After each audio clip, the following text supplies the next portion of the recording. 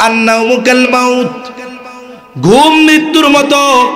বলে রাতে বিছানায় ঘুমাইলাম, যদি ঘুম ভাঙে সকাল, না ভাঙলে শুরু হয়ে যাবে পরকাল। এই চিন্তা হয়তো তার মধ্যে আসবে। ও চিন্তা করবে, আরে আমিও যদি আজকে আমার এই রাতের ঘুম শেষ ঘুম হয়ে যায়, আল্লাহ তাআলার সামনে হয়তো গুনার বোঝা নিয়ে আমাকে উপস্থিত হওয়া লাগবে। এই যে মানুষের আত্মচিন্তা, এটা মানুষের জীবন পরিবর্তনের কারণ হয়। এইবার হয়তো ও একাকী নিভৃতে আল্লাহ তাআলার কাছে চোখের পানি ছেড়ে দিয়ে বলবে, আল্লাহ, জীবনে তো পাপ কম করলাম না, দুনিয়ার মানুষ আমার পাপের খবর না জানলেও আপনি জানেন। আয় আল্লাহ, আমারে আপনি মাফ করে দেন, আমি তওবা করতেছি, আর কোনোদিন গুনাহ করব না। অতীতের গুনাহগুলো মাফ করে দেন আল্লাহ, আগামীতে আর আমি গুনাহ করব না। আল্লাহ না করুন। এইভাবে খালেস ভাবে আল্লাহ তাআলার কাছে তওবা করবার পর ওই লোকটা যদি রাতের বেলা মারা যায়, আশা করা যায় কিয়ামতের দিন আমল নামায় গুনাহ শূন্য নিয়ে এসে হাজির হবে। ইত্তাকিল্লাহ, যেখানেই থাকো না কেন আল্লাহ তাআলাকে ভয় করবা। আবু যর, এই তাকওয়া, এটা আমাদের জীবনে গুরুত্বপূর্ণ একটি অংশ। ওলামা হযরতরা আছেন, দেখুন নবীজির এমন কোন খুতবা নাই যেই খুতবায় নবীজি তাকওয়ার কথা বলেন নাই। নবীজি তার সব খুতবার ভিতরে তাকওয়ার ব্যাপারে বলতেন। এই তাকওয়া, এটা মুমিনের জীবনের অবিচ্ছেদ্য একটি অংশ হওয়া দরকার। এই তাকওয়া অর্জন করা আমাদের সকলের জন্য জরুরি। সাথে সাথে শুধু নবীজি বলেছেন তা নয়, আল্লাহ তাআলা কোরআনুল কারীমের মধ্যেও বারবার তাকওয়ার কথা বলেছেন, তাকওয়ার ব্যাপারে উপদেশ দিয়েছেন। আমি বড়দের কিছু কথা শুধু নকল করে আপনাদেরকে একটু শোনায় দিব, কারণ নিজের থেকে বলার মতো যোগ্যতা নাই, থলিতে কিছু নাই, আরেকজনেরটা শোনাইতেছে। বলে আল্লাহ তাআলা কোরআনুল কারীমের মধ্যে তাকওয়া অর্জনের কথা বলেছেন। কখনো সমগ্র মানব সম্প্রদায়কে উদ্দেশ্য করে বলেছেন, ইয়া আইয়ুহান নাসুত্তাকু রাব্বাকুম। আবার কখনো স্পেসিফিক ভাবে, আলাদাভাবে মুমিনদেরকে উদ্দেশ্য করে আল্লাহ তাআলা বলেন, ইয়া আইয়ুহাল্লাযীনা আমানুত্তাকুল্লাহ। কখনো সব মানুষকে উদ্দেশ্য করে আল্লাহ তাআলা বলেন, হে মানব সম্প্রদায়, তোমরা তোমাদের রবকে ভয় করো। আবার কখনো বলেন ঈমানদারদেরকে উদ্দেশ্য করে, যে হে ঈমানদারেরা, তোমরা আল্লাহ তাআলাকে ভয় করো। বলে মানুষদের উদ্দেশ্য করে কোন তাকওয়ার কথা আল্লাহ বলছেন, আর ঈমানদারদেরকে উদ্দেশ্য করে কোন তাকওয়ার কথা বলেছেন। বলে তাকওয়ার সর্বনিম্ন স্তর হলো ঈমান আনা। একটা মানুষ যখন বেঈমান, ঈমান আনছে, আর কিছুই করে নাই, বলে ও মুত্তাকি, তবে একেবারে প্রাইমারি মুত্তাকি, প্রাথমিক স্তরের মুত্তাকি। এজন্য যখন আল্লাহ তাআলা সমগ্র মানব সম্প্রদায়কে উদ্দেশ্য করে বলেন, হে মানব সম্প্রদায়, তোমরা আল্লাহ তাআলাকে ভয় করো, এই জায়গায় উদ্দেশ্য হলো যে হে মানব সম্প্রদায়, তোমরা তোমাদের রবের উপরে ঈমান আনো। কারণ আল্লাহ তাআলা হলেন সকল সৃষ্টির রব। আল্লাহ তাআলাই বলেন, আলহামদুলিল্লাহি রাব্বিল আলামিন। আল্লাহ তাআলা হলেন জগৎ সমূহের রব। আল্লাহ তাআলা বলেন নাই আলহামদুলিল্লাহি, যে সকল প্রশংসা আল্লাহর জন্য, যিনি কি বলে রব্বিল মুমিনিন, এই কথা আল্লাহ বলেন নাই। রব্বিল মুসলিমিন আল্লাহ তাআলা বলেন নাই, তিনি বলেছেন আলহামদুলিল্লাহি রব্বিল আলামিন। তার মানে আল্লাহ তাআলা জগৎ সমূহের মধ্যে যত প্রাণী আছে, যত মানুষ আছে, যত ধর্ম আছে, সব ধর্মের, সব বর্ণের মানুষের রবকে। তাহলে যখন সমগ্র মানব সম্প্রদায়কে উদ্দেশ্য করে তাকওয়ার কথা আল্লাহ তাআলা বলেন, তখন উদ্দেশ্য হলো, হে মানব সম্প্রদায়, তোমরা তোমাদের রব আল্লাহ তাআলার উপরে ঈমান আনো। আবার যখন আল্লাহ তাআলা ঈমানদারদেরকে উদ্দেশ্য করে বলেন, ইয়া আইয়ুহাল্লাযীনা আমানুত্তাকুল্লাহ, হাক্কা তুকাতিহি ওয়া লা তামুতুন্না ইল্লা ওয়া আনতুম মুসলিমুন। আল্লাহ তাআলা বলেন, হে ঈমানদারেরা, তোমরা আল্লাহ তাআলাকে ভয় করো, ভয় করার মতো ভয় করো। সাথে সাথে আল্লাহ তাআলা বলেন, ওয়ালা তামুতুন্না ইল্লা ওয়া আনতুম মুসলিমুন। আল্লাহ তাআলা বলেন, আর তোমরা মুসলমান না হয়ে মৃত্যুবরণ করো না। যদি শব্দ বিন্যাসের দিকে আমরা খেয়াল করি, বুজুর্গানে দিন বলেন আল্লাহ বলছেন মুসলমান হয়ে মরার জন্য, তার মানে মুসলমান না হয়ে মরলে অবস্থা খারাপ হয়ে যাবে। বলে মুসলমান যদি হইতে হয় কি হইতে হবে? বলে তোমার আগে মুত্তাকি তো হতে হবে। একজন মানুষ যখন মুত্তাকি না হয় সে আসলে মুসলমান হইতে পারে না। এখন ইমানদার তো ঈমান আনার দ্বারা প্রথম শ্রেণীর মুত্তাকি হয়েই গেছে। এখন তাকে কোন শ্রেণীর মুত্তাকি হওয়ার জন্য আল্লাহ তাআলা বলতেছেন? যেমন বাংলাদেশে অনেক বাহিনী আছে, এর মধ্যে একটা বাহিনী হলো পুলিশ বাহিনী। পুলিশ বাহিনী আছে না, পুলিশ বাহিনী। মনে করেন একজন পুলিশের আইজিপি, পুলিশের প্রধান অথবা ডিআইজি, আর একজন হলো পুলিশের একেবারে নিম্ন স্তরের একজন কনস্টেবল, যে কোনোদিন থানার দরজা থেকে থানার ভেতরের চেয়ারেও বসার সুযোগ পায় নাই। এখন দুইজনই বাড়িতে গেছে, ওকে জিজ্ঞাসা করতেছে কনস্টেবল যে তুমি কিসের চাকরি করো? বলে আমি পুলিশ। ডিআইজি যে সেও বাড়ি গেছে, কি চাকরি করেন? বলে আমি পুলিশ। বলেন তো দুই পুলিশের মধ্যে তফাৎ আছে না নাই? পুলিশ প্রধান আর থানার গেট পাহারা দেওয়া পুলিশ আর পুলিশের প্রধান পুলিশ, দুই পুলিশ কি এক নাকি? আকাশ মাটি তফাৎ বলা যায় আর কি। তার মানে ঈমান আনার মাধ্যমে একজন মুত্তাকি হলো, আর ঈমান আনার পরে তাকওয়া অর্জনের কথা আল্লাহ তাআলা বলেন। সাধারণত তাকওয়া শব্দটি দুটি অর্থে ব্যবহার করা হয় বেশি। বলে এক নাম্বার, তাকওয়া শব্দের অর্থ হলো ভয় করা। এখন কেমন ভয় আল্লাহ তাআলাকে করতে হবে? বলে সমাজের মানুষ অপর আর একটা মানুষকে দুইটি কারণে ভয় করে। এক নাম্বার কারণ হলো, বলে সমাজের সবচাইতে খারাপ মানুষটাকে মানুষ ভয় করে কি করে না? মনে করেন একজন সন্ত্রাসী, অস্ত্রধারী, প্রভাবশালী খারাপ মানুষ, এরেও কিন্তু আমরা ভয় করি। তাহলে প্রথমত এক নাম্বার, বলে মানুষ অপর মানুষকে তার খারাপির কারণে, অনিষ্ট থেকে বাঁচার কারণে ভয় করে। দেখা হইলে সালামও দেয়, হাসি মুখে কুশল আদিও জিজ্ঞাসা করে। বলে খারাপ মানুষকে ভয় করে। দুই নাম্বার, বলে সমাজের সবচাইতে ভালো মানুষটাকেও মানুষ ভয় করে। মনে করেন দুইজন যুবক এই রাস্তায় সিগারেট খাচ্ছে, কথার কথা 20 টাকা দিয়ে একটা সিগারেট কিনলো। যখনই সে রাস্তা দিয়ে অগ্রসর হচ্ছে, হঠাৎ দেখতে পাইল স্কুল আর মসজিদের কোনা দিয়া এই এলাকার সবচাইতে বুজুর্গ, সর্বজন শ্রদ্ধেয় একজন আলেম আসতেছে। সাথে সাথে সিগারেটটা পাশে ফালায়া দিল। পাশের বন্ধু জিজ্ঞাসা করে, কি ব্যাপার, তুমি বিড়িটা 20 টাকা দিয়া কিনলাম, ফালায়া দিলা কেন? বলে ওই তো হুজুর আসতেছে। বলে হুজুর কি তোমারে মারবে নাকি, খেয়ে ফেলবে নাকি? বলে না, হুজুরকে আমি অনেক সম্মান করি, শ্রদ্ধা করি, হুজুরের সামনে আমার কোনো অন্যায় করতে ভয় লাগে। তাহলে মানুষ খারাপ মানুষকেও ভয় করে, বলে সবচেয়ে ভালো মানুষকেও ভয় করে। তবে খারাপ মানুষকে যে ভয় করে, এই ভয়ের সাথে ঘৃণাও থাকে, ঠিক কিনা বলেন?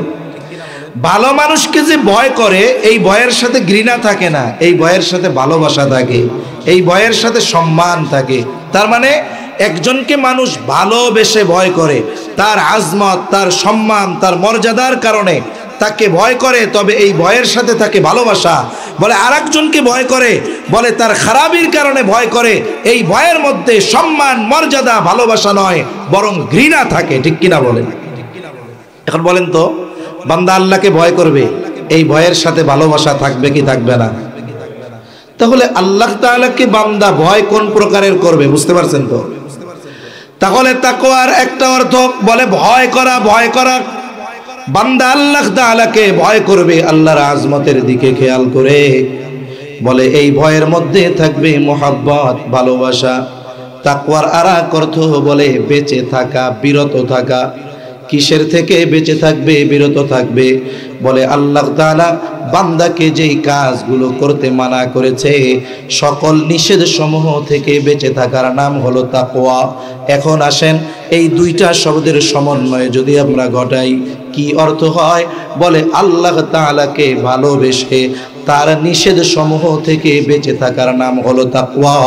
আর যেই মুমিন আল্লাহকে ভালোবেসে আল্লাহর নিষেধ সমূহ থেকে বেঁচে থাকে তার নাম হলো মুত্তাকি। তাহলে আল্লাহ তাআলা আমাদের আপার ক্লাসের মুত্তাকি হইতে বলছেন, তাকে ভালোবেসে তার নিষেধ সমূহ থেকে বেঁচে থাকার কথা আল্লাহ তাআলা বলছেন। বলেন তো এই আমরা তো ইমানদার, আপার ক্লাস একবারে লোয়ার ক্লাসের মুত্তাকি আমরা হয়ে গেছি, এখন আমাদের আপার ক্লাসের মুত্তাকি হওয়ার দরকার আছে না নাই? কোরআনুল কারীমের অনেক বৈশিষ্ট্য আছে, বৈশিষ্ট্যগুলোর মধ্যে অন্যতম একটি বৈশিষ্ট্য হলো কোরআনুল কারীমে আল্লাহ তাআলা আলহামদুলিল্লাহ যখন কোনো নির্দেশ দেন, আদেশ দেন, এমনটা কোনো জায়গায় নাই যে আদেশ দিয়েছেন কিন্তু ওই আদেশ বাস্তবায়নের পদ্ধতি আল্লাহ বলে দেন নাই, এমনটা নাই। মনে করেন আপনাদের এই গ্রাম তল্লি, তাই না? নাম তললি, তললি ও লন নিচে তো হসন্ত নাই, ঠিক আছে, তললি। এখন মনে করেন গ্রামের নাম তললি। এক ব্যক্তি জীবনেও কোনোদিন ওই ত্রিমোহনী ব্রিজের ওই পারে যায় নাই। ওই লোকরে আপনি যদি সকালবেলায় বলেন ভাই তোমাকে আগামীকাল সকালবেলায় ঢাকা যাইতে হবে, কোন জায়গায় যাবা? বলে তোমার ঢাকা উত্তরা যাইতে হবে এয়ারপোর্টের সামনে। যারা ঢাকা যাতায়াত করেন বলেন তো এয়ারপোর্টের সামনে যাওয়া এটা কি কোনো কঠিন কাজ? কিন্তু যে জীবনে যায় নাই এর যদি বলেন ও মনে করবে মোটামুটি আমার মাথার উপরে একটা পাহাড় আইনা রাখছে, ও দেখবেন হাত বিনয় করে মাপছে আমার দ্বারা সম্ভব না, আমি মরে যাবো, হারায় যাবো, যাইতে পারবো না।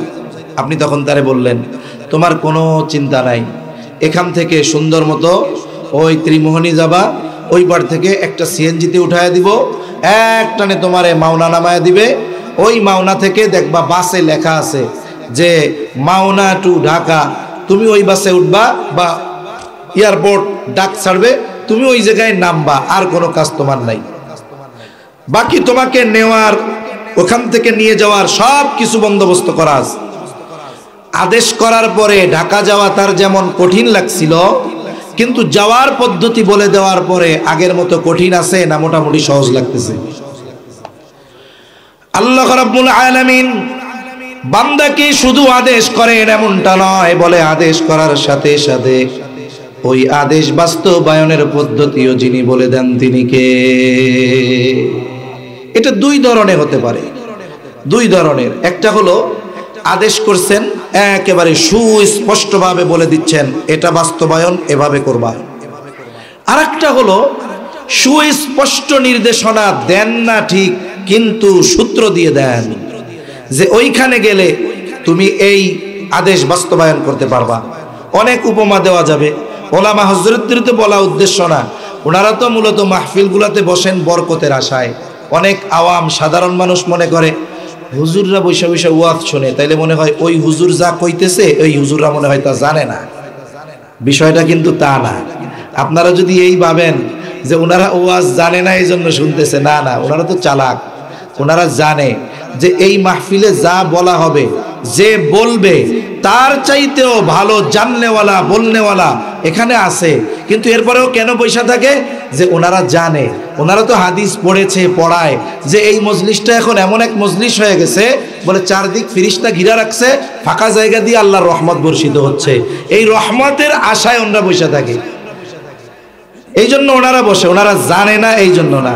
এজন্য যখন কোনো ওয়াইজ কথা বলে আলেমদের উদ্দেশ্য করে বলে না, কারণ আমি ওয়াইজ বা আমার মতো অনেক ওয়াইজ জানে, আমি যা বলতেছি আমাকে পড়ানোর মতো অনেক মানুষ স্টেজে বসে আছে, নিচেও বসে থাকতে পারে। তাহলে আমরা একটু মুজাকারা করতেছি আর কি, যে আল্লাহ তাআলা সরাসরি বলে দেন না, তবে সূত্র দিয়ে দেয়। যেমন ইমানের পরে সবচাইতে গুরুত্বপূর্ণ ইবাদত হলো নামাজ। আল্লাহ তাআলা কোরআনুল কারীমের মধ্যে নামাজের আদেশ করেছেন। কোন ব্যক্তি যদি এখন চিন্তা করে নবীর হাদিস বাদ দিয়ে, নবীর সুন্নাহ বাদ দিয়ে শুধুমাত্র কোরআন থেকে, ওই যে ছোট নুরানি মাদ্রাসার গুলোর মধ্যে বাচ্চারা যখন নামাজের প্রদর্শনী দেয়, 2 রাকাত নামাজে 60টা মাসালা, 2 রাকাত নামাজ পড়ে আর মাসালাগুলো বর্ণনা করতে থাকে, বলে শুধুমাত্র কোরআন থেকে নবীর হাদিস বাদ দিয়ে, নবীর সুন্নাহ বাদ দিয়ে আল্লাহ তাআলার এই নামাজের আদেশ আনুগত্য আমি করব।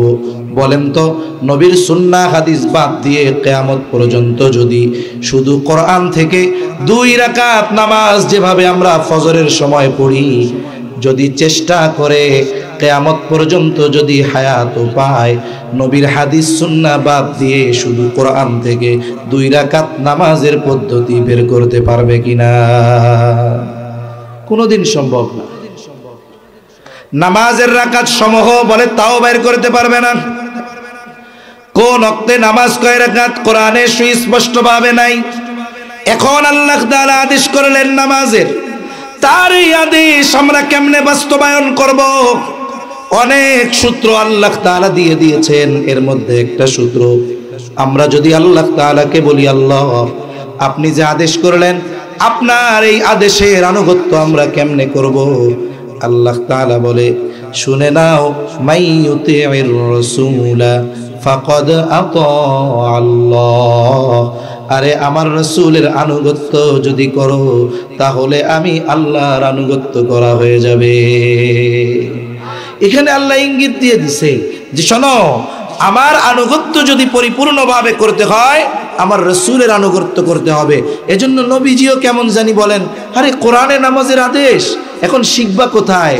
বলে নামাজের আদেশ করেছেন আল্লাহ, নামাজ কোন ওয়াক্তে কয় রাকাত কিভাবে পড়তে হবে সেটা শিখিয়েছেন মুহাম্মাদুর রাসূলুল্লাহ সাল্লাল্লাহু আলাইহি ওয়াসাল্লাম। সাল্লু কামা রাআইতুমুনি উসাল্লি, নামাজ তো পড়বা, কিভাবে পড়বা? বলে আমাকে যেভাবে নামাজ পড়তে দেখো সেভাবে পড়ো। এজন্য রাসূল সাল্লাল্লাহু আলাইহি ওয়াসাল্লাম উম্মতকে, সাহাবায়ে কেরামকে প্র্যাকটিক্যাল ভাবে নামাজ শিখিয়েছেন, কিন্তু নামাজের আদেশ কে দিয়েছেন? আল্লাহ।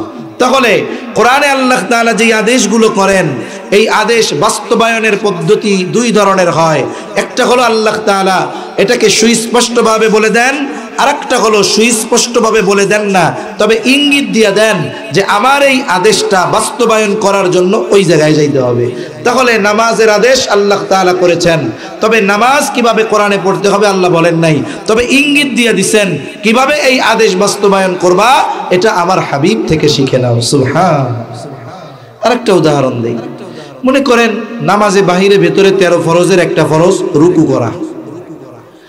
কোরআনুল কারীমে আল্লাহ তাআলা বলেন, ওয়ারকাউ মা'আর রাকিঈন, রুকুকারীদের সাথে রুকু করো। বলে রুকু শব্দের অর্থ কি? বলে ঝুঁকা। আপনি যদি কোরআনুল কারীম থেকে শুধু শব্দের শাব্দিক অর্থ গ্রহণ করে রুকু করতে চান, ঝামেলা লাগা যাবে। বলে ঝামেলা কেমনে লাগবে? রুকু শব্দের অর্থ ঝুঁকা। এখন আমি নামাজে দাঁড়ায়া ইমাম সাহেব রুকুতে গেলেন, আমি শুধু মাথাটা একটু ঝুঁকাইয়া দিলাম, পিঠটা অল্প একটু বাঁকা করলাম দাঁড়ানো থেকে। বলেন তো, আমি যদি সোজা দাঁড়ানোর পরে এতটুকু বাঁকা হই, আমার এতটুকু ঝোঁকাকে আপনি রুকু বলবেন নাকি? বলবেন কি করছেন? আমি তো রুকু করছি। আরে মিয়া, রুকু শব্দের অর্থ ঝুঁকা, কতটুক ঝুঁকতে হবে এটা আছে নাকি? আপনি তখন কি বলবেন? আরে মিয়া, আপনি সৌদি আরব গেছেন নি? কয় হ্যাঁ গেছি। কয় সৌদি আরব মানুষে হাত বাঁধে, কেউ এই জায়গা বাঁধে, কেউ এইখানে বাঁধে। আরে কতজন সাইডা দাঁড়ায় থাকে। যাই হোক, হাত বাঁধার ক্ষেত্রে তাদের মাযহাবের কারণে পার্থক্য আছে, কিন্তু রুকুর ক্ষেত্রে একটু পার্থক্য দেখান তো, আছে নাকি রুকুর পার্থক্য? যে কেউ সামনের দিকে এরকম রুকু দেয়, কেউ পেছন দিকে এরকম মারে, কেউ কাইতে হইয়া রুকু দেয়, এরকম কেউ করে? বলে সবার রুকু সেম কোয়ালিটির। আল্লাহ তাআলা আদেশ করছে রুকু কাকে বলে? বলে একেবারে আপনি দালের মতো হয়ে যাইতে হবে, একেবারে এলের মতো হয়ে যাবে এরকম। যখন আপনি মাজাটারে বাঁকা করবেন, মাথা আর পিঠ এমন সমান হবে, বলে মাথার উপর থেকে নিয়ে পিঠের উপরে যদি একটা লাকড়ি রেখা দেওয়া হয়, একেবারে সমান সমান হয়ে যাবে। এই রকম বাঁকা হওয়াকে নামাজের রুকু বলে। ঠিক কিনা বলেন? শিখাইছেন কে? মুহাম্মাদুর রাসূলুল্লাহ সাল্লাল্লাহু আলাইহি ওয়াসাল্লাম রুকু করতে বলেছেন আল্লাহ, কিন্তু শিখিয়েছেন মুহাম্মাদুর রাসূলুল্লাহ, আর তার কাছ থেকে শেখার নির্দেশ কে দিয়েছেন? আল্লাহ। তাহলে কোরআনে আল্লাহ তাআলা যখন কোন আদেশ করেন, এই আদেশ কেমনে বাস্তবায়ন করবে এটার সুস্পষ্ট বর্ণনা আল্লাহ তাআলা দিয়ে দেন, অথবা ইশারা দিয়ে দেন যে আদেশ এইটা, কিন্তু ওখানে গিয়ে শিখবা। কিন্তু তাকওয়ার ক্ষেত্রে আল্লাহ তাআলা কোনো ইশারা দেন নাই, একেবারে সুস্পষ্টভাবে তাকওয়ার আদেশ করার পরপর কেমনে বাস্তবায়ন করবে আল্লাহ তাআলা কোরআনের অনেক জায়গায় এই কথাগুলো বলে দিয়েছেন। সবগুলো বলা সম্ভব নয়, সময়ও নাই, একটা দুইটার কথা কই। এক নাম্বার আল্লাহ তাআলা বলেন, ইয়া আইয়ুহাল্লাযীনা আমানুত্তাকুল্লাহ।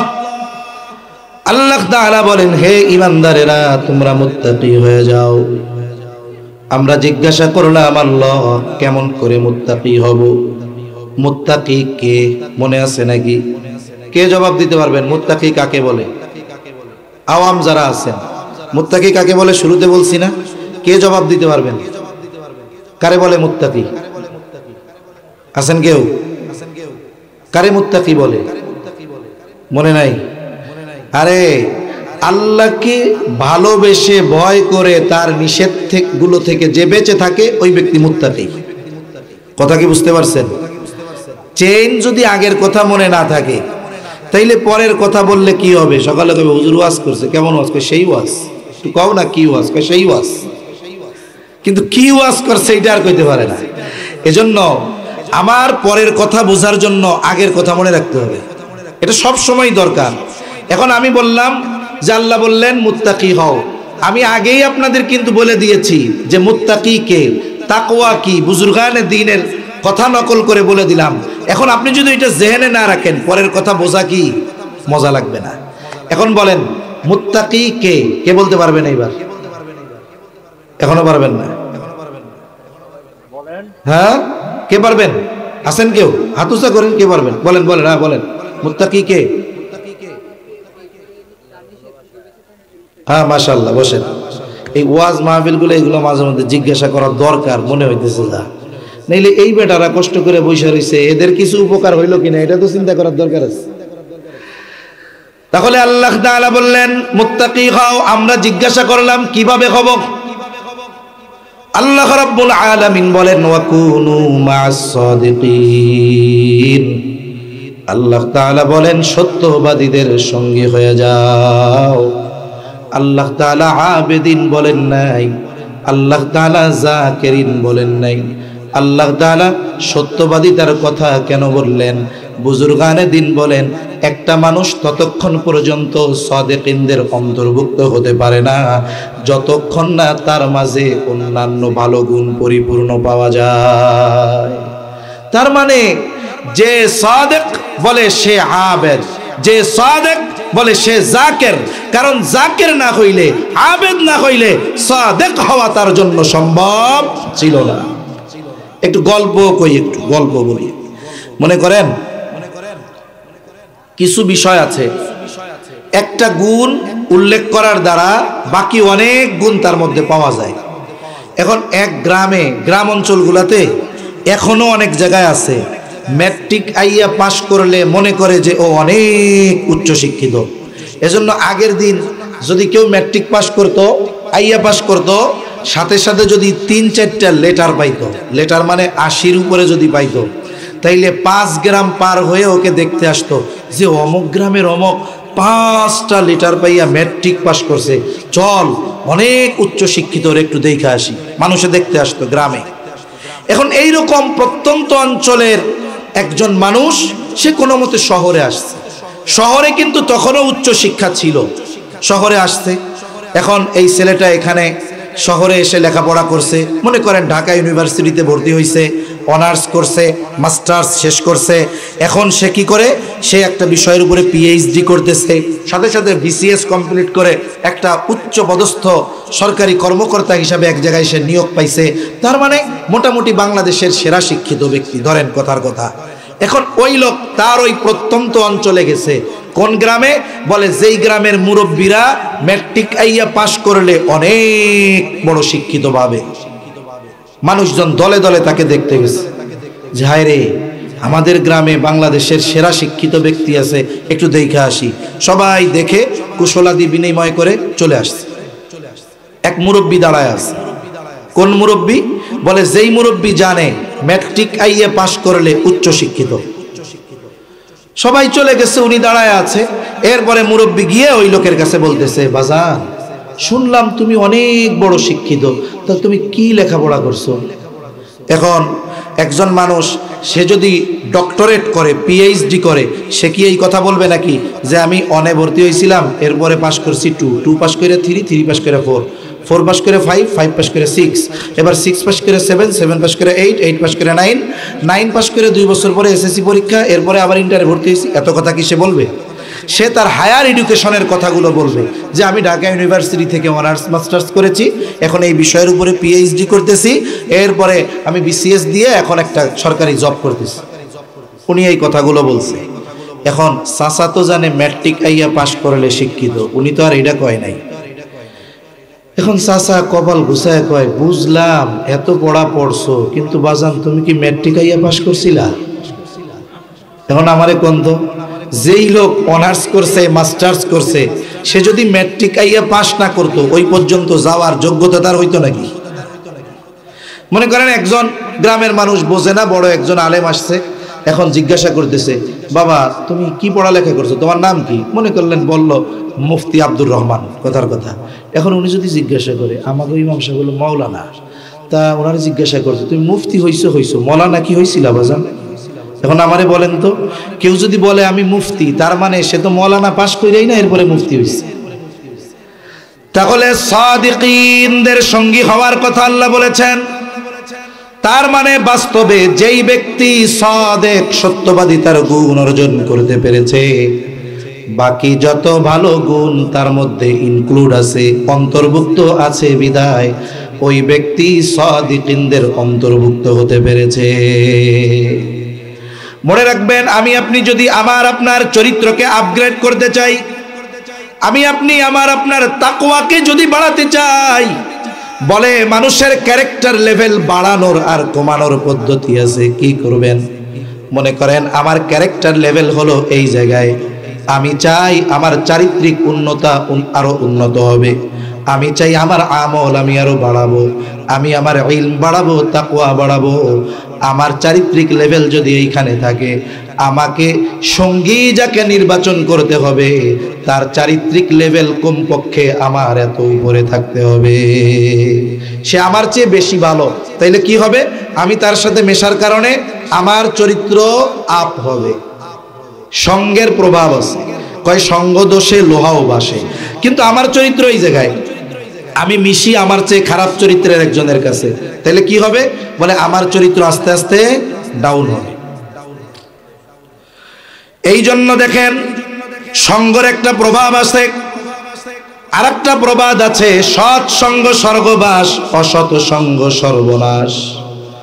আমি আপনি সম্পদওয়ালা যত হই না কেন, টাকা পয়সাওয়ালা যতই হই না কেন, যত ইলমওয়ালা হই না কেন, প্রভাবওয়ালা হই না কেন, মুত্তাকি হওয়ার জন্য ওই ধরনের মুত্তাকি বান্দার সঙ্গী যদি না হই, সত্যবাদীদের সঙ্গী যদি না হই, তার মধ্য থেকে আমার মধ্যে তাকওয়ার প্রভাব আসবে না। লোহা একটা শক্ত বস্তু, আর চুম্বক বলে এটা লোহার চাইতে দুর্বল, নরম। এখন চুম্বকের মধ্যে একটা গুণ আছে, সে লৌহজাত পদার্থকে আকর্ষণ করতে পারে। লোহা শক্তিশালী হইলেও লোহার মধ্যে এই গুণ নাই। এখন লোহারও মন চায় আমিও যদি একটু চুম্বকের মতো আর একটা লোহারে টানতে পারতাম। এখন চুম্বকের কাছে গিয়ে লোহা যদি বলে কথার কথা, যে তোর মধ্যে যেই গুণটা আছে ওইটা আমারে দে, নইলে কিন্তু আমি লোহা তোর চাইতে শক্ত, পিটাইয়া তোরে টুকরা টুকরা করে ফেলামু। বলেন তো, লোহা পিটাইয়া যদি চুম্বকরে চূর্ণ বিচূর্ণ কইরাও ফেলে, চুম্বকের গুণ ওর মধ্যে আসবে? কিন্তু যদি লোহা ক্ষমতার প্রভাব না দেখায়, আস্তে করে চুম্বকরে যায় যদি বলে, ভাই তোমার মধ্যে তো আকর্ষণ করার ক্ষমতা আছে, আমার মধ্যে নাই, আমি তোমার সাথে একটু অবস্থান করতে চাই, তোমার আকর্ষণটা একটু আমি নিতে চাই। এইবার সুন্দর মতো নত শিকার হয়ে ওই লোহার টুকরা যদি 1 মাস চুম্বকের সাথে লেগে থাকে, এরপরে চুম্বক থেকে লোহাটাকে বিচ্ছিন্ন করবেন, বাড়িতে আইনা ওই লোহাটাকে যখন আরেক লোহার দিকে আকর্ষণ করা হবে, দেখবেন সে অন্য লৌহজাত দ্রব্যকে তার দিকে টেনে আনতেছে। বলে লোহা যে আকর্ষণের শক্তি চুম্বকের কাছ থেকে আনলো, বলে পিটাইয়াও আনতে পারে নাই, টাকা দিয়েও আনতে পারে নাই, সঙ্গর কারণে, সোহবতের কারণে এই গুণ পেয়ে গেছে। এজন্য আপনাদের জন্য তো সুযোগ ভালো, ঘরে ঘরে আলেম আছে, বড় বড় আলেম দাও। আপনাদের নুরুল আমিন সাহেব আছে, তারপরে আমাদের সাভারের একটা প্রখ্যাত মাদ্রাসার মুহতামিম শেখুল হাদিস মাহবুবে উলামা নাজমুল সাহেব আছেন, এরপরে আরো অনেক উলামা একরাম আছেন। ওই যে সেই দিন চাচার মাহফিল করে আসলাম, কই গেছে? এই যে চাচা আছে, একজন প্রখ্যাত ব্যক্তি, গাজীপুরের কিং মোটামুটি।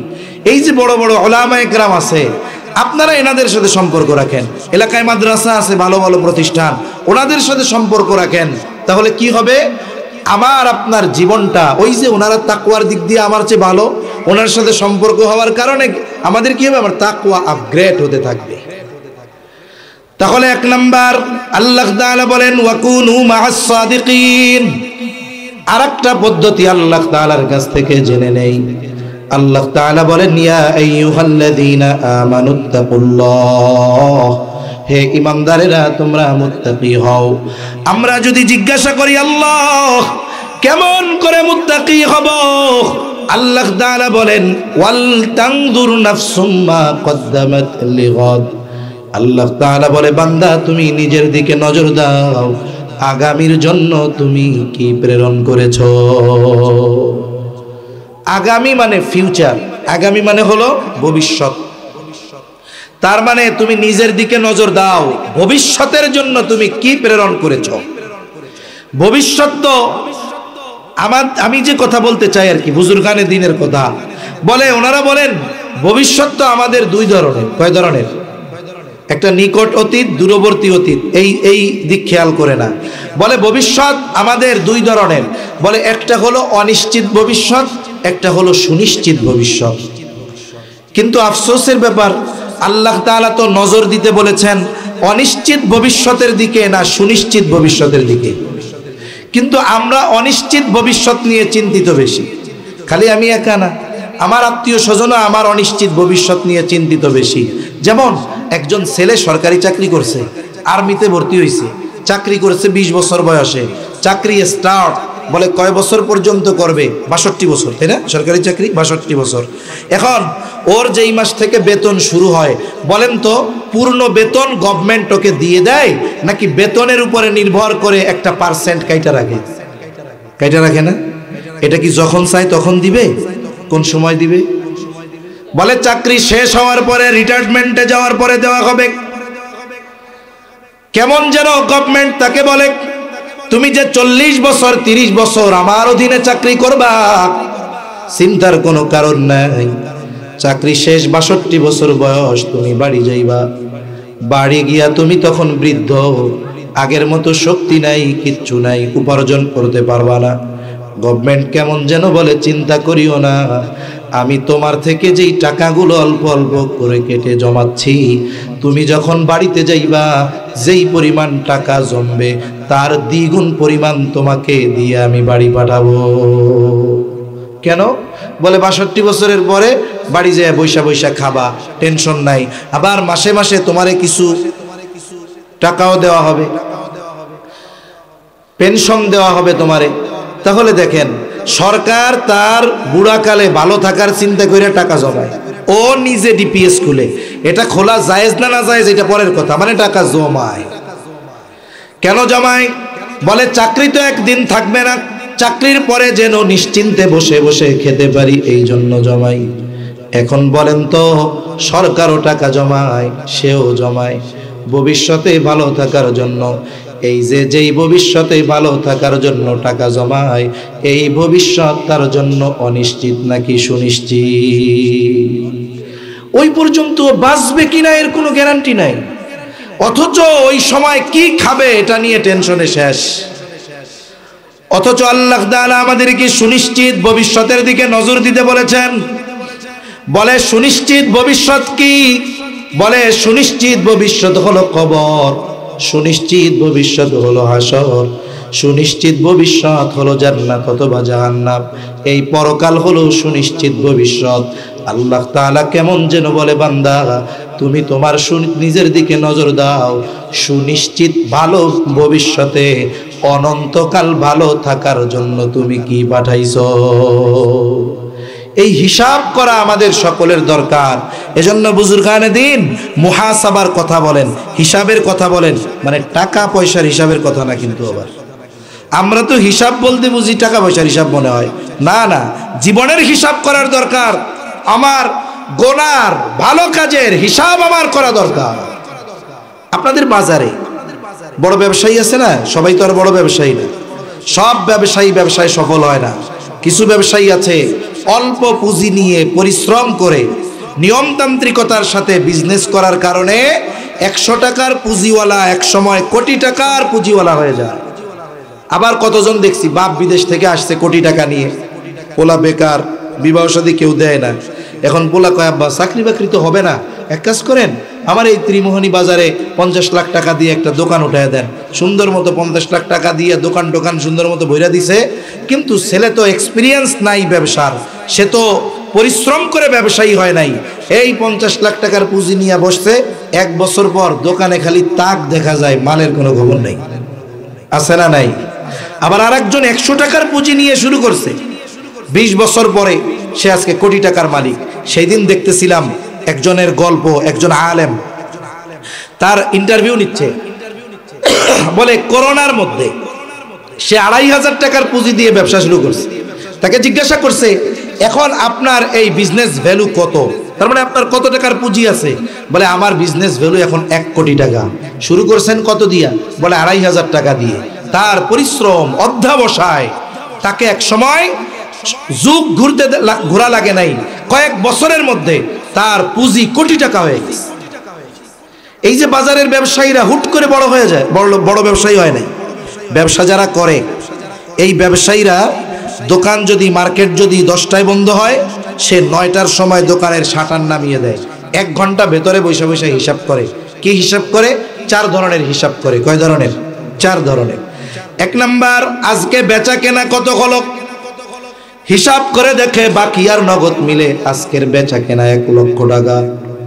এরপরে হিসাব করে আজকে কত টাকার মাল কেনা হলো, এরপরে হিসাব করে আজকে বাকি কয় টাকা গেল।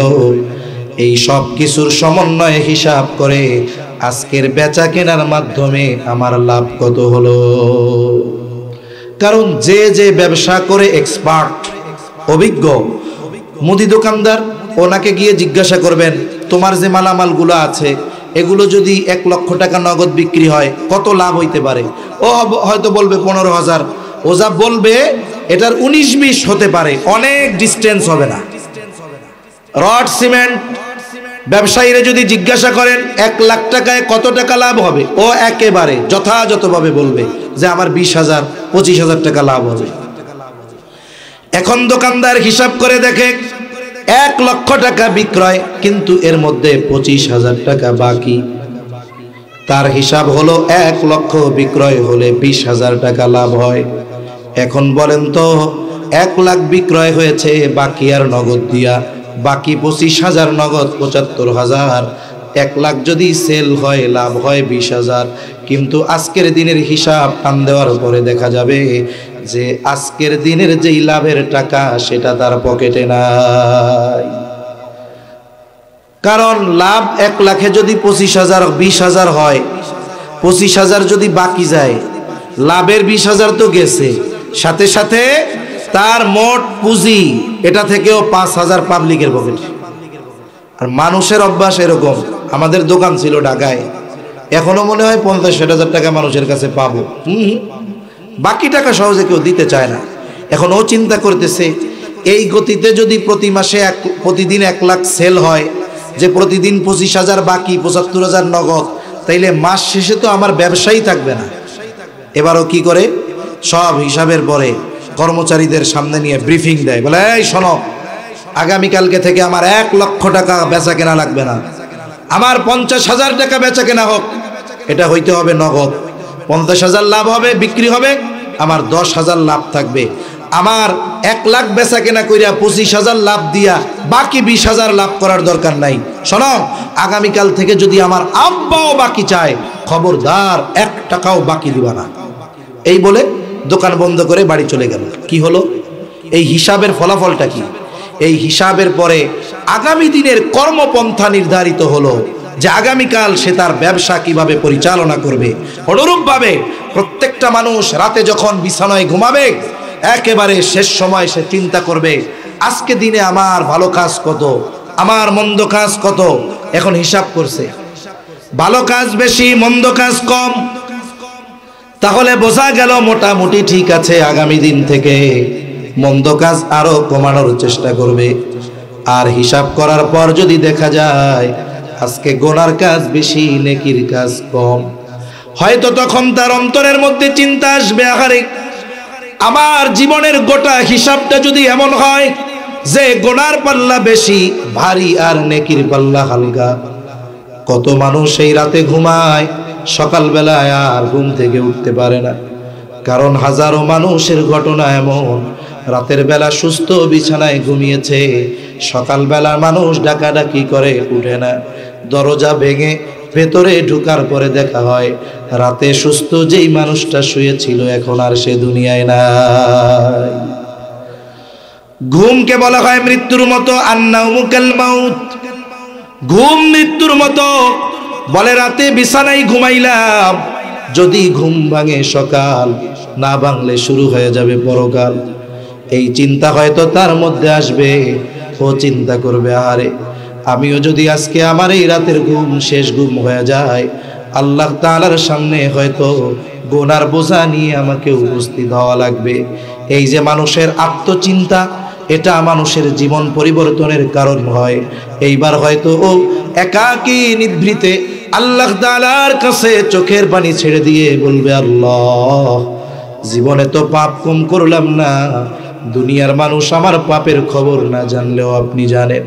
আয় আল্লাহ, আমারে আপনি মাফ করে দেন, আমি তওবা করতেছি, আর কোনোদিন গুনাহ করব না। অতীতের গুনাহগুলো মাফ করে দেন আল্লাহ, আগামীতে আর আমি গুনাহ করব না। আল্লাহ না করুন। এইভাবে খালেস ভাবে আল্লাহ তাআলার কাছে তওবা করবার পর ওই লোকটা যদি রাতের বেলা মারা যায়, আশা করা যায় কিয়ামতের দিন আমল নামায় গুনাহ শূন্য নিয়ে এসে হাজির হবে। এজন্য রাতের চিন্তা, যখন মানুষ একা থাকে, ও যদি মোবাইল নিয়ে শুরু করে, ও শুরু করবে ওয়াজ দিয়া, আর মোবাইল বন্ধ হবে ন্যাংটা ছবি দিয়া। আর যদি ওই ব্যক্তি রাতে বিছানায় গিয়ে নিজের কর্মফলের কথা চিন্তা করে আখিরাতে, তাহলে তার জীবন পরিবর্তন হবে ইনশাআল্লাহ। এজন্য এই জীবনের হিসাব আমাদের দরকার আছে না নাই? এজন্য 5টা মিনিট সময় রাতের বেলা আমরা দিব, হিসাব করব সারাদিনের ভালো কাজ মন্দ কাজের। তাহলে কি হবে? বুজুর্গানে দিন বলেন, এই ধারাবাহিকতা যদি সে রক্ষা করতে পারে, হয়তো জীবনের একটা সময় এমন হবে রাতে বিছানায় মাথা দিয়া ঘুমাইছে, হিসাব করতেছে গুনাহ কত সওয়াব কত। হিসাবের পরে হয়তো সে দেখতে পারবে আজকে সারা দিনে একটা সগীরা গুনাহও নাই। এখন বলতে পারেন, হুজুর সগীরা গুনাহ থেকে হবে না, এটা কেমন কথা বললেন? বলে হাদিসের মধ্যে আসছে, এক নামাজ থেকে পরবর্তী নামাজ মধ্যবর্তী যত সগীরা গুনাহ হয় কিছুই করা লাগে না।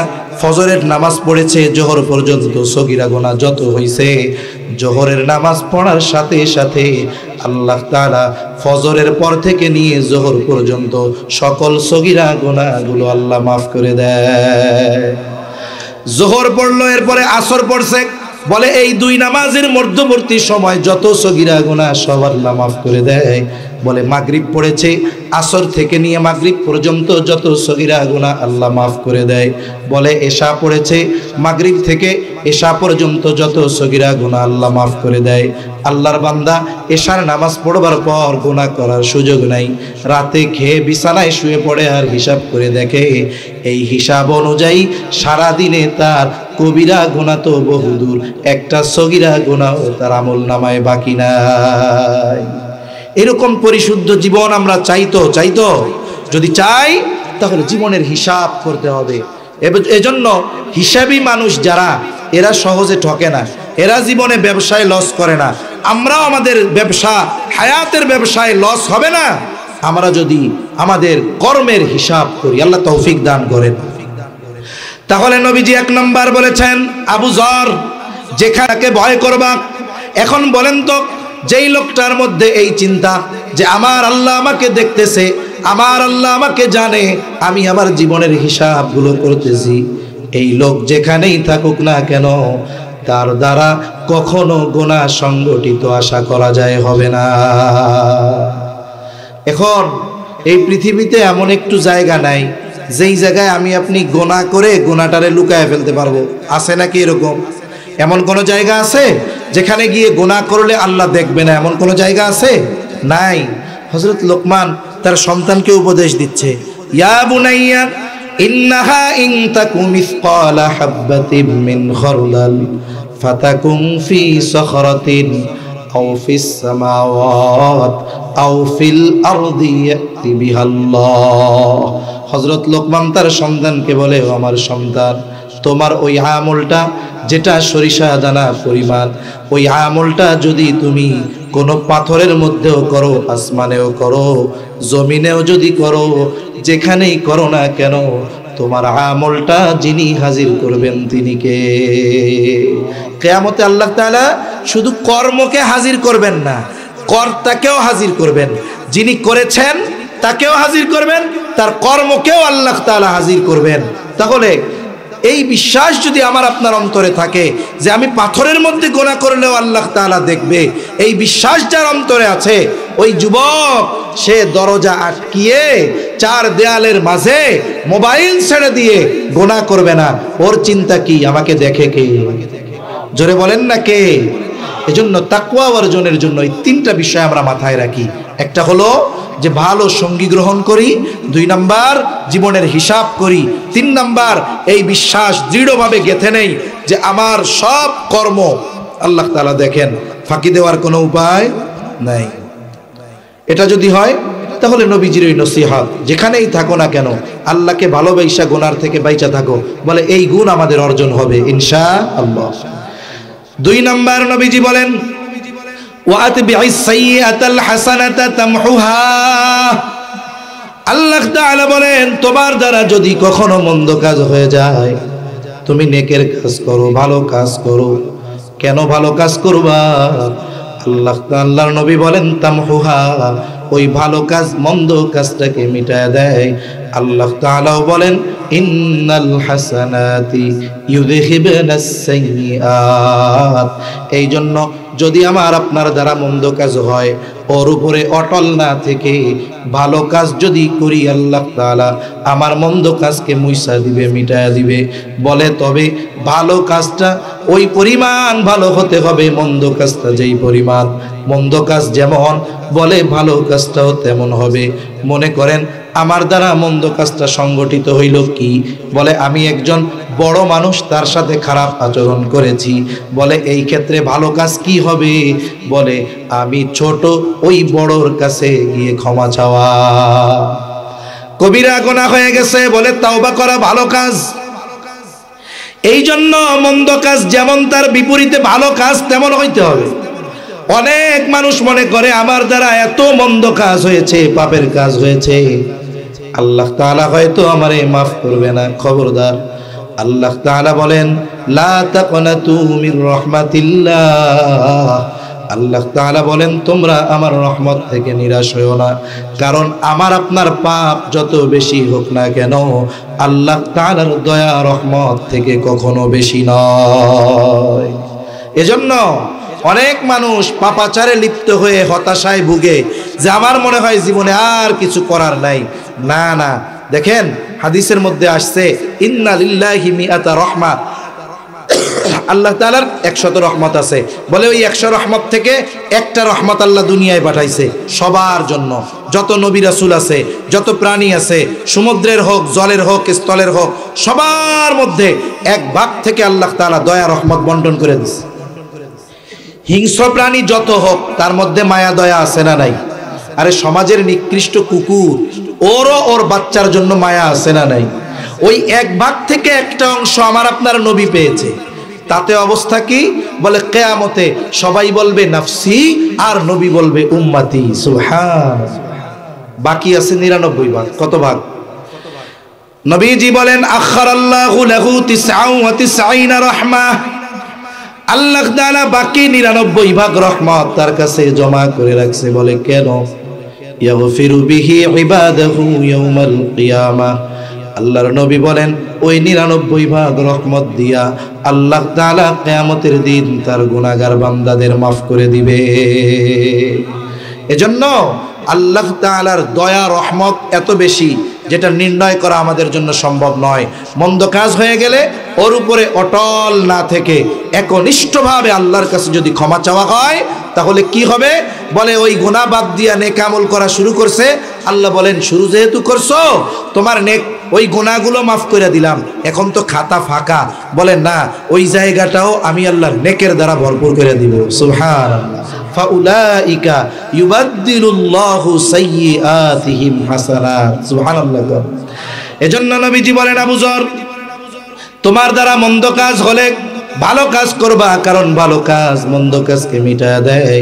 3 নাম্বার নবীজি বলেন ওয়া খালিকিন নাসা বিখুলুকিন হাসানিন, ও আবু যর তুমি মানুষের সাথে সদাচরণ করবা। সদাচরণ এটা ব্যাপক অর্থবোধক শব্দ, তার মানে এই সদাচরণটা মানুষের হকের সাথে সম্পৃক্ত। বলে সদাচরণ কেমনে করব? বলে আমার কাছে যে যেমন হক প্রাপ্য তার হক প্রদান করাটাই হলো সদাচরণ। যেমন আমার বড় যে, সে আমার কাছে হক কি? বলে আমার কাছে ভালো ব্যবহার পাওয়া তার হক। এখন আমি হক আদায় করলাম, তার মানে আমি সদাচরণকারী। মা বাবার হক আমার উপরে আছে, হক আদায় করলাম, তার মানে আমি সদাচরণকারী। শুরুতে বলেছিলাম বুজুর্গানে দিন বলেন যে এই হাদিসটা এত গুরুত্বপূর্ণ, এর মধ্যে আল্লাহর হক, নিজের হক, মানুষের হকের কথা আছে। এখন আল্লাহর হক কি? বলে আল্লাহর হক হলো তারই ইবাদত করা, তার সাথে শিরিক না করা। এখন বলেন, যেই লোকটা সত্যবাদীদের সাথে চলে, যেই লোকটা নিজের আমলের হিসাব করে, যেই লোকটা সর্বদা চিন্তা করে আমাকে আল্লাহ দেখতেছেন, ওই লোকটা কি কোনো সময় আল্লাহর ইবাদত বাদ দিবে? আল্লাহর সাথে শিরিক করবে? তার মানে কি হইল? মুত্তাকি বান্দাই পরিপূর্ণভাবে আল্লাহর হক আদায় করে। কথা কি বুঝতে পারছেন? 2 নাম্বার নিজের হক। কয় আমার উপরে আমার হক কি? আমি কি আমার উপরে জুলুম করছি? আমি কি আমার মাথায় লাঠি দিয়া পিটাইছি? বলে না, আমরা নিজের উপরে নিজে জুলুম করি গুনাহ করার মাধ্যমে। আমি যখন গুনাহ করি তখন আমার উপরে জুলুম করা হয়। বলে এখন আমি যখন আল্লাহর কাছে মাপ চাই, বলে আমার হক আদায় করা হয়। ওই যে তাওবার মাধ্যমে গুনাহ মাপ হয়, জুলুম করার মাধ্যমে, গুনাহ করার মাধ্যমে জুলুম হয়, ভালো কাজ করা বা তাওবা করার মাধ্যমে এটা মাপ হয়। তার মানে মানুষ মন্দ কাজ করলে ভালো কাজ করার দ্বারা তার নিজের হক আদায় করে। 3 নাম্বার, মানুষের যত হক আছে এই হক আদায় করার মাধ্যমে সে সদাচরণকারী হয়। রাসূল আকরাম সাল্লাল্লাহু আলাইহি ওয়াসাল্লামের এই গুরুত্বপূর্ণ 3টি নসিহতের আলোকে আল্লাহ তাআলা আমাদের জীবনকে সুসজ্জিত করার তৌফিক দান করেন। বলেন আমিন।